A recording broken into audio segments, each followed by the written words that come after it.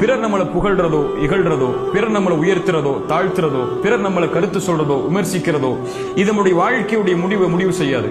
என்ன ஆனாலும் சரி, நம்முடைய வாழ்க்கையுடைய இலக்கை ஒரு நாள் நம்ம அடைஞ்சுதான் ஆக போறோம். ரசூலுல்லாஹி ஸல்லல்லாஹு அலைஹி வஸல்லம் 21 ஆண்டு காலம் அந்த நபித்தோழர்களுக்காக உழைக்கிறாங்க. உழைச்சு மக்காவுக்குள் நுழையிறதுக்காக அழைச்சிட்டு வர்றாங்க. மக்காவுக்குள் நுழையும் போது அந்த இணை வைப்பாளர்கள் தடுக்கிறாங்க. மக்காவில் உள்ள இணை வைப்பாளர்களுக்கும் ரசூலுல்லாஹி ஸல்லல்லாஹு அலைஹி வஸல்லம் அவங்களுக்கும் உடன்படிக்கை நடக்குது, ஹுதைபியா உடன்படிக்கை. அந்த ஹுதைபியா உடன்படிக்கையை எந்த நபித்தோழரும் விருப்பத்தோட ஏற்றுக்கொள்ளல. ரசூலுல்லாஹி ஸல்லல்லாஹு அலைஹி வஸல்லம் தன்னோடு இருக்கக்கூடிய சக மனிதர்களுடைய விருப்பம் தான் முக்கியம்னு சொல்லி அந்த உடன்படிக்கையை விட்டிருந்தாங்கன்னு சொன்னா மக்காவுடைய வெற்றி கிடைச்சிருக்காது. படைச்சவனுடைய திருப்தி தான் முக்கியம். படைச்சவன் என்ன ஏத்துக்கிட்டா போதும், இந்த நபித்தோழர்கள் ஏத்துக்காட்டாலும் பரவாயில்லைங்கிறதுக்காக அல்லாஹ்வுடைய தூதருக்கு இருந்த உறுதி மக்காவுடைய வெற்றியை அடுத்த சில ஆண்டுகளிலேயே வாங்கி தந்துச்சு. படைச்சவனை திருப்திப்படுத்தணும்னு ஓடுறவன் இந்த உலகத்துல வெற்றி அடைஞ்சுக்கிட்டே இருப்பான்.